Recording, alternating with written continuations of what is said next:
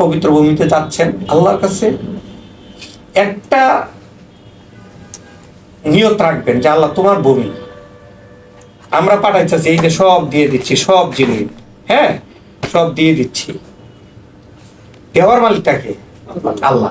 ওখানে তারপরে এই সমস্যা ওই সমস্যা সব আমি করাম। আসলে যদি আল্লাহ আপনার কপালে না রাখে, আপনি চেষ্টা কইরা আমি চেষ্টা কইরা কেউ দেওয়ার মালিক আছে? শেষ পর্যন্ত 2, 4, 5, 10 লাখ টাকা লইয়া দেশে আইয়া ফেলেন, এটা কিন্তু চাহিদাটা পুরো হইলো না। তা আল্লাহর কাছে চাইবেন যে আল্লাহ এমন ভাবে আমাকে একটু আইসি আশা কইরা আমি তাতে একটু সুন্দরভাবে চলতে পারি। সুন্দরটা কেমন?